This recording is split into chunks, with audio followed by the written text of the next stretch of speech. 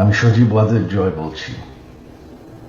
আপনারা জানেন, আপনারা নিজের চোখে দেখতে পেরেছেন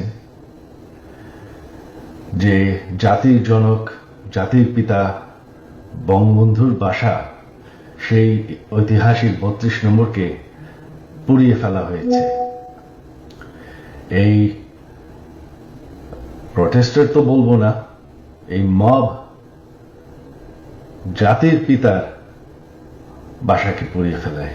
সেই বাসা যেখানে বঙ্গবন্ধুকে হত্যা করা হয়, বঙ্গবন্ধুর আমার পুরা পরিবারকে হত্যা করা হয়, যেই বাসা ৭৫-এর খুনিরাও ধ্বংস করার সাহস পায়নি, যেই বাসা এখন এতদিন ওনার মিউজিয়াম ছিল, সেই বাসাকে তারা পুড়িয়ে ফেলেছে।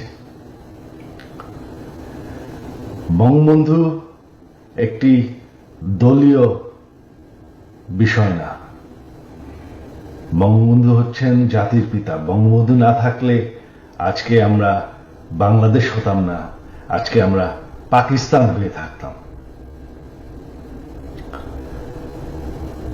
আপনারা জানেন, সামনে 15ই আগস্ট, সেই কালো রাত, যেই রাত্রে বঙ্গবন্ধু এবং আমার পরিবারকে হত্যা করা হয়।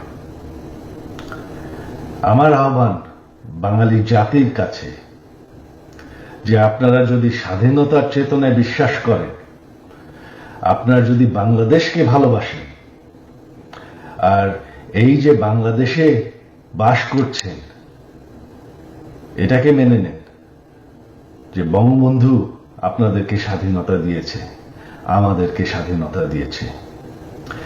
এই 15ই আগস্ট আমার আহ্বান আপনাদের প্রতি, শান্তিপূর্ণভাবে ৩২ নম্বরে গিয়ে ফুল দিয়ে আসবেন, দোয়া করবেন বঙ্গবন্ধুর জন্য, স্বাধীনতার চেতনার জন্য এবং আমার পরিবারের জন্য।